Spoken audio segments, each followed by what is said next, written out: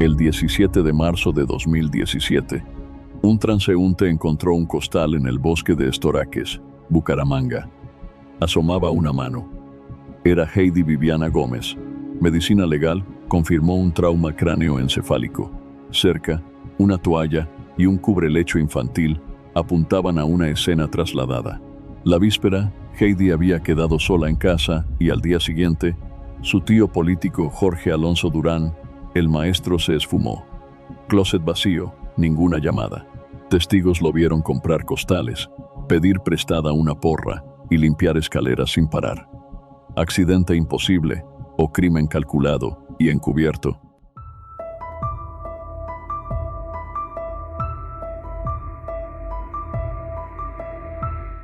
Bucaramanga, en lo que muchos llaman la ciudad bonita de Colombia o la ciudad de los parques. En este entorno creció Heidi Viviana Gómez, junto a su madre María de los Ángeles, su padre Mario y su hermana Joana. Heidi fue una niña alegre, muy querida por quienes la rodeaban. Desde los 16 años, Heidi empezó a contribuir económicamente con su familia. Fue una hermana ejemplar. Al terminar el colegio, se costeó su propia universidad y trabajó para lograrlo. Estudió diseño y administración de sistemas, y siempre se destacó tanto en lo académico como en lo laboral. En 2005, cuando Heidi tenía 19 años y Joana 18, Jorge Alonso Durán, su tío político, llegó a vivir con la familia.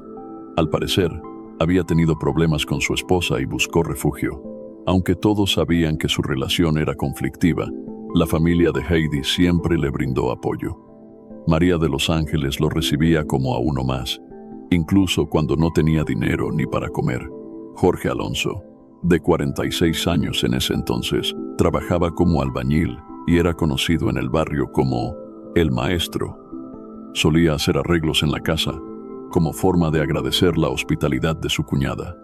Lo que parecía una estadía temporal, se fue alargando hasta que, con el tiempo, se volvió un miembro más del hogar. Permaneció en la casa durante un lapso de 2 años. María de los Ángeles sentía un gran aprecio por su cuñado Jorge Alonso y le abrió las puertas de su casa sin condiciones. Según Joana, su hermana Heidi Viviana también mantenía una buena relación con él. Jorge Alonso la trataba con cariño, casi como si fuera su propia hija. La había conocido desde pequeña y, con el paso del tiempo, aunque los separaban 27 años de edad, se convirtieron en grandes amigos. Con los años, esas salidas esporádicas entre Jorge Alonso y Heidi Viviana se hicieron más frecuentes, a veces en compañía de amigos. Sin embargo, ni Joana ni María de los Ángeles sospechaban nada fuera de lo normal.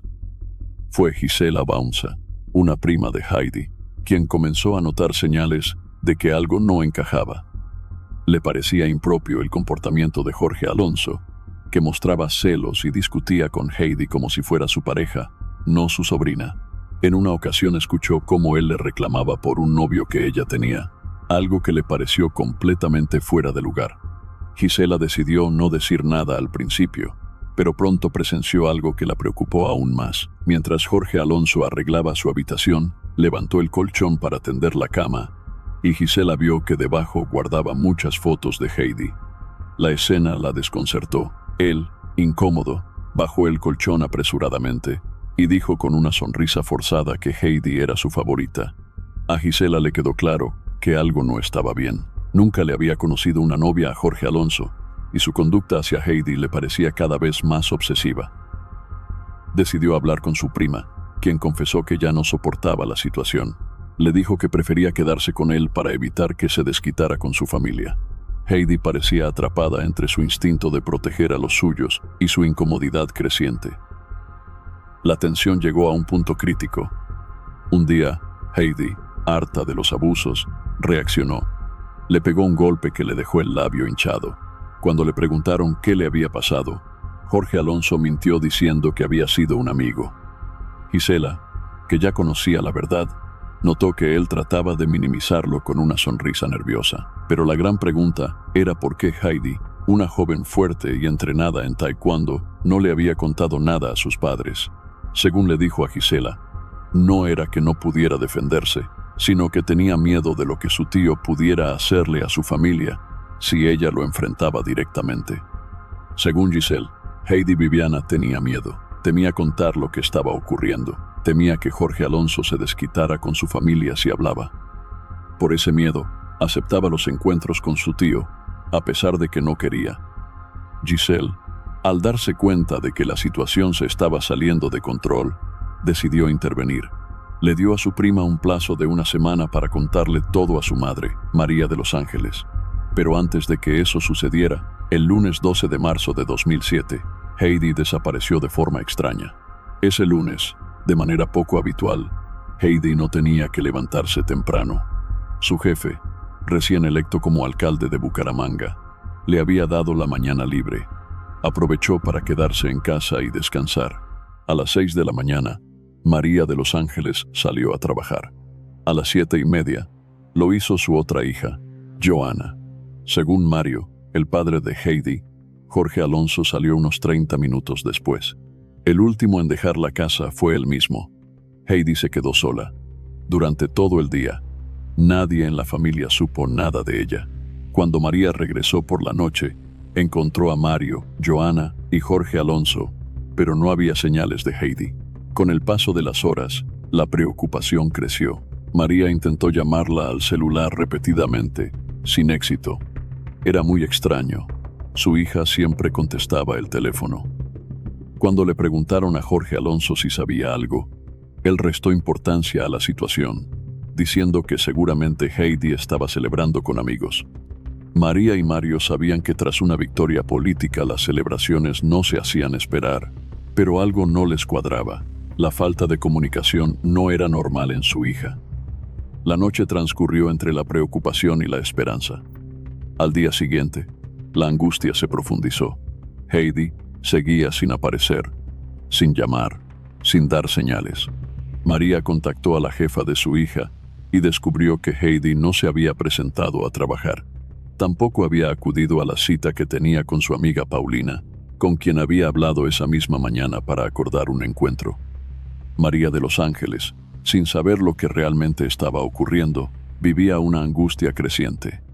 Buscaba a su hija desesperadamente por toda la ciudad. Junto a su familia, empapeló las calles con afiches, recorrió los parques, las zonas cercanas a Quebrada Seca, y visitó comisarías, fiscalías, hospitales y clínicas. En ninguno de esos lugares obtuvo respuesta.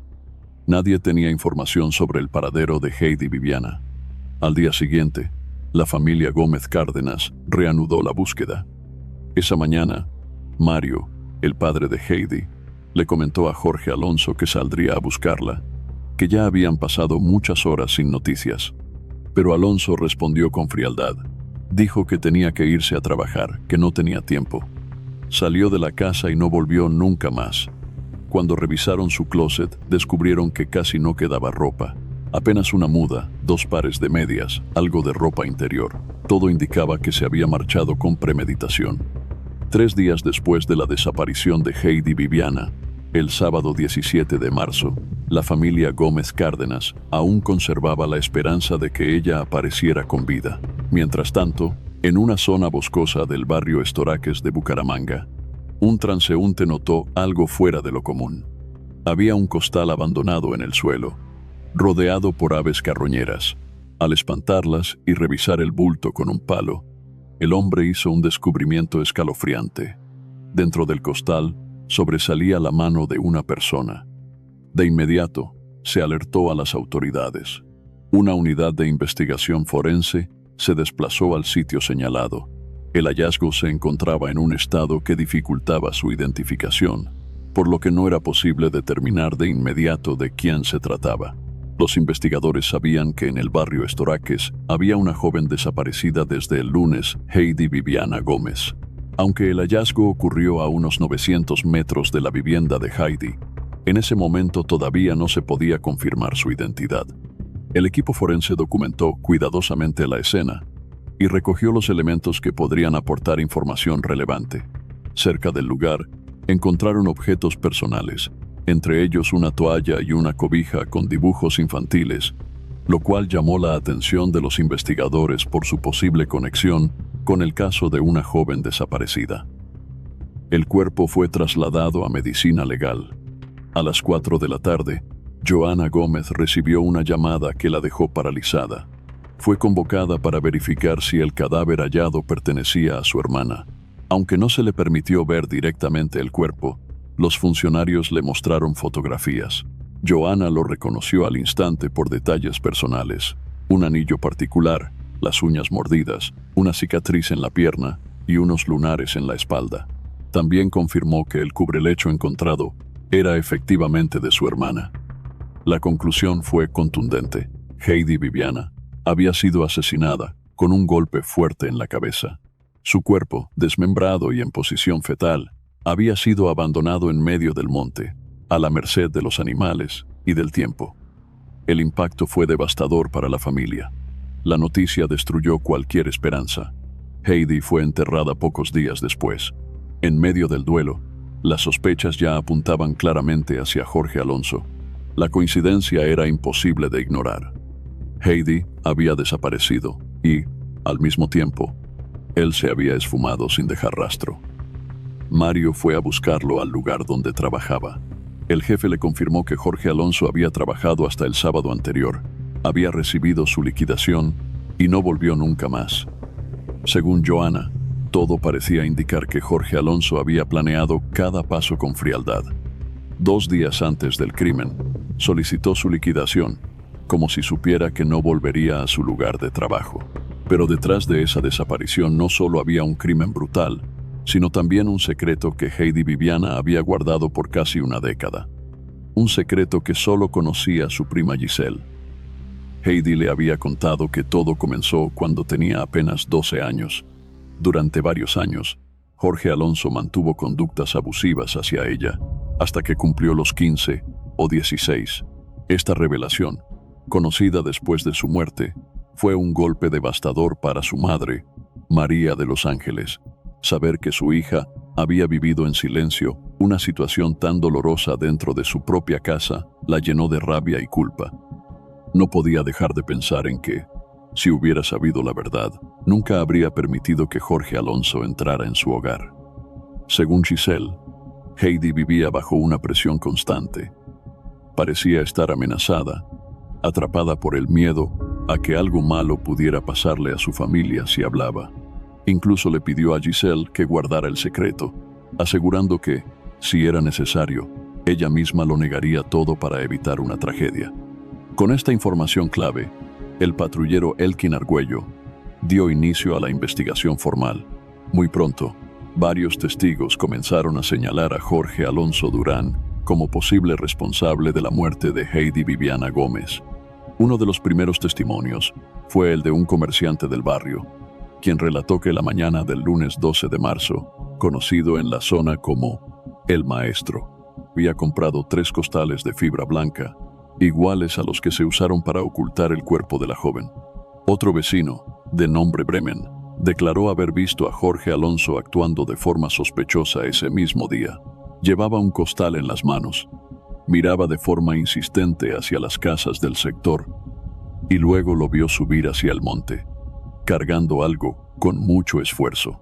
El patrullero Argüello también encontró a Luis Alfredo Turán, un testigo con discapacidad auditiva y del habla, cuya información resultó fundamental. Según relató a través de señas, Jorge Alonso llegó esa mañana a su casa a pedirle prestada una porra, diciendo que la necesitaba para un trabajo de construcción. También le preguntó la hora. Eran las 10:15 de la mañana. La cronología coincidía. Según Mario, Jorge Alonso salió de casa a las 8 de la mañana. Todo apuntaba a que después de eso había regresado cuando Heidi estaba sola y vulnerable. El testimonio de Luis Alfredo permitió a los investigadores deducir que Jorge Alonso había utilizado la porra que pidió prestada para agredir a su sobrina Heidi Viviana. El dictamen de medicina legal confirmó que la causa de muerte fue un trauma cráneoencefálico, provocado por un golpe contundente en la cabeza. Días después, la policía regresó a la casa de la familia Gómez para continuar con la investigación. Tras una inspección detallada y el uso de herramientas especializadas, se identificaron indicios que podrían estar relacionados con el caso. Localizados en varios puntos del hogar, incluyendo el baño y el área del lavadero en el tercer piso. Con esos hallazgos, los investigadores concluyeron que los hechos clave habrían ocurrido dentro de la propia habitación de Heidi Viviana. Todo apuntaba a que el incidente más grave había ocurrido en esa habitación y que luego se habría intentado ocultar lo sucedido. En la cama, Joanna observó señales extrañas debajo de las sábanas, similares a las que deja un objeto contundente. Días después, también encontró en el lavadero del tercer piso un balde con ropa que presentaba manchas sospechosas. Esa ropa, según ella, pertenecía a Jorge Alonso. Este hallazgo explicaba por qué Diva, una vecina del segundo piso, lo había visto subir y bajar repetidamente por las escaleras el día de la desaparición.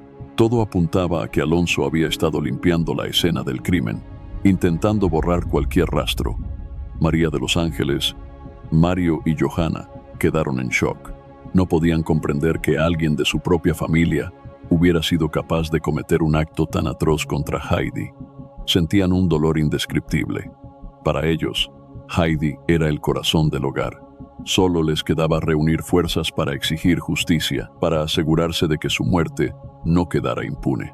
A finales de marzo, la Fiscalía abrió un proceso judicial contra Jorge Alonso Durán. Con todas las pruebas recopiladas, se le imputó el delito de homicidio agravado. Aunque estaba prófugo, fue juzgado como persona ausente y se emitió una orden de captura en su contra. Según informaciones recibidas, existía la posibilidad de que se hubiera refugiado en Cúcuta, donde tenía familiares. Pasaban los días y la búsqueda de Jorge Alonso Durán no arrojaba resultados. La familia de Heidi Viviana vivía en la incertidumbre, sin noticias, como si la tierra lo hubiera tragado. Mientras tanto, las autoridades activaban alertas a nivel nacional para intentar ubicarlo en cualquier parte de Colombia. Pero Jorge Alonso, con astucia, lograba escabullirse. Huyó primero hacia Barranca Bermeja, luego continuó su ruta hasta Yondó. Desde allí pensó seguir a Medellín, pero, al no conocer a nadie, cambió de idea. Regresó a Barranca, tomó un bus con dirección a Bucaramanga, pero terminó subiendo a otro vehículo hacia Cúcuta.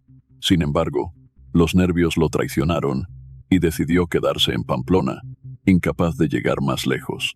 Según su propio testimonio, ni siquiera su familia sabía dónde estaba. Evitaba cualquier contacto por miedo a ser rastreado. Era plenamente consciente de que lo buscaban. Los medios locales ya habían difundido el hallazgo del cuerpo de Heidi Viviana, y la presión aumentaba cada día. Desesperado por escapar, abordó un mototaxi y pidió que lo llevaran rápido a la frontera, alegando que tenía una tía gravemente enferma, una excusa para despistar. Cruzó la frontera a pie, pasando por la Guardia Nacional venezolana, cargando apenas unos pesos en el bolsillo. Tenía que sobrevivir, y para eso necesitaba encontrar trabajo. Al llegar a Venezuela, se acercó al primer restaurante que encontró. Allí, una mujer lo conectó con un hombre que enviaba trabajadores al campo. Jorge Alonso aceptó sin dudar. Cualquier sitio alejado del mundo le servía para ocultarse. Le recomendaron ir a un caserío llamado La Mulata, donde consiguió empleo cuidando cerdos y limpiando corrales. Así empezó su nueva vida. Durante 7 años se mantuvo escondido. Entre trabajo y aislamiento, intentó cargar con su conciencia. Mientras tanto, tanto la policía como la Fiscalía colombiana no detenían su búsqueda. Se solicitó a Interpol que lo incluyera en una circular roja, usada para localizar a fugitivos en cualquier parte del mundo. Jorge Alonso Durán ya figuraba entre los 25 más buscados de Bucaramanga. Sin embargo, dar con él no sería fácil. En Ureña, Venezuela, vivía bajo una identidad falsa. Nunca revelaba su verdadero nombre. Se hacía llamar Juan Sebastián Gálvez. A principios de febrero de 2010, María de los Ángeles recibió una pista clave sobre el paradero de su cuñado Jorge Alonso Durán. Un hombre que había trabajado con él le informó que se encontraba en Ureña, Venezuela. Ante la posibilidad de confirmar la información, María le pidió que la acompañara hasta allá para verificar si realmente se trataba de él. Tan pronto supo que el asesino de su hija, Heidi Viviana Gómez, estaba en Ureña, decidió ir en persona a buscarlo. Todo indicaba que Jorge Alonso bajo el nombre falso de Juan Sebastián Galvis, trabajaba como maestro de obra en una zona conocida como Puente Amarillo. El equipo de investigación se desplazó al lugar para confirmar si alguien conocía a Jorge Alonso o al hombre que ahora se hacía llamar Juan Sebastián Galvis. Varias personas afirmaron haberlo conocido, pero no bajo ese nombre. Lo identificaban como Coco o Coco Bigote, apodo que usaban en la obra. Nadie sospechaba de su verdadera identidad. Para todos, era un trabajador más, amable, reservado, sin comportamientos que levantaran sospecha. María de los Ángeles y sus acompañantes decidieron esperarlo en un puesto de comidas rápidas donde, según vecinos, él acostumbraba desayunar cada día. Se sentaron, aguardaron en silencio, y cerca de las 6 de la mañana lo vieron llegar. Esperaron a que se acercara lo suficiente para estar seguros. Era él. De inmediato, intentó contactar a la policía colombiana, pero al estar en territorio venezolano, solo las autoridades locales podían actuar. Se iniciaron gestiones administrativas para coordinar la captura desde ambos países. Al día siguiente, María acudió nuevamente con los agentes de la Policía Judicial Venezolana, PTJ, para pedir que lo detuvieran y lo entregaran a la policía de Cúcuta. Sin embargo, Jorge Alonso ya no apareció. Probablemente la había visto el día anterior y, como en otras ocasiones, volvió a huir. Cada vez que sentía que lo estaban siguiendo, cambiaba de lugar. Parecía saber que si permanecía mucho tiempo en un sitio, lo encontrarían. En los años que siguieron a la muerte de Heidi Viviana, la familia sabía que Jorge Alonso estaba en Venezuela, pero no había forma de capturarlo. Pasaron 7 años sin información certera sobre su paradero. Sin embargo, a principios de abril de 2014, todo cambió. Joana recibió una llamada inesperada que le sacudió el alma. El esposo de una prima le avisó que Jorge Alonso había sido capturado en Cúcuta, tras haber sufrido un accidente al caer desde un segundo o tercer piso. Estaba internado en una clínica. Joana y María de los Ángeles empacaron de inmediato y viajaron a Cúcuta. Allí se encontraron con el coronel Neptón Lincoln Borja, quien les explicó que, en medio de los protocolos de búsqueda activa, habían recibido información sobre un hombre accidentado que había ingresado al Hospital Universitario Erasmo Meós, procedente de Ureña, Venezuela. Aunque el nombre que figuraba en el ingreso no coincidía, al cotejar la información con los registros y rasgos físicos, se confirmó que el hombre era, en efecto, Jorge Alonso Durán. Después de 7 años prófugo, uno de los hombres más buscados de Bucaramanga, había sido descubierto por casualidad, víctima de un accidente laboral. Días después de su accidente, ya recuperado en el hospital, Jorge Alonso fue formalmente capturado y trasladado a Bucaramanga bajo estricta vigilancia. Su llegada marcó un antes y un después para la familia Gómez Cárdenas, que por fin veía cerca la posibilidad de justicia. En Bucaramanga, ya se había iniciado el juicio oral en su contra. Frente al juez de conocimiento, Jorge Alonso aceptó ser el autor material del homicidio de su sobrina, Heidi Viviana Gómez Cárdenas. Para evitar que volviera a escapar, fue recluido en la cárcel La Modelo. Para la familia de la víctima, su captura representó un alivio. Saber que ya no estaba en las calles ni podía hacer más daño, les devolvía un poco de paz, aunque el dolor seguía intacto. Para muchos, solo quedaba el deseo de que pasara el resto de su vida tras las rejas, pagando por lo que había hecho. 7 años después del crimen, y por primera vez ante un medio de comunicación, Jorge Alonso Durán confesó públicamente el asesinato de su sobrina. Contó su versión de los hechos ocurridos el 12 de marzo de 2007, día en que Heidi desapareció. Según su testimonio, esa mañana se habían quedado solos en la casa. María de los Ángeles, Mario y Joana se habían ido a trabajar, y únicamente quedaban él y Heidi en la vivienda. Alonso explicó que entre ellos ya existían conflictos, especialmente por celos. Aquel día le reclamó a Heidi por su cercanía con un joven que la estaba pretendiendo. La discusión se encendió rápidamente. Heidi, molesta, lo enfrentó con firmeza, señalándole que ya era un hombre mayor, que no tenía derecho a opinar sobre su vida sentimental. Jorge Alonso admitió estar enamorado de su sobrina. Reconoció que sentía celos y que ese sentimiento se había vuelto cada vez más intenso. Aunque negó haberla perseguido, aseguró que era ella quien, en ocasiones, le pedía que la acompañara. Sin embargo, sus palabras no alcanzaron a disfrazar lo que había sido, en realidad, una relación marcada por el control. Según la versión de Jorge Alonso, durante una discusión acalorada con Heidi Viviana la mañana del 12 de marzo, ella lo empujó contra la pared, lo que según él provocó una reacción descontrolada. En ese momento, utilizó una herramienta de trabajo y la agredió físicamente. Afirmó que, tras el primer impacto, ella cayó sobre la cama, porque nadie en la casa llegó a escuchar nada. Negó haberlo planeado con anticipación, asegurando que todo ocurrió en un momento de rabia. Sin embargo, los antecedentes como el haber pedido prestada la herramienta y haber adquirido costales similares a los usados para ocultar el cuerpo, pusieron en duda sus palabras. Cuando se le preguntó al respecto, dijo que los costales los compró después y que la herramienta la utilizaba para trabajar en construcción.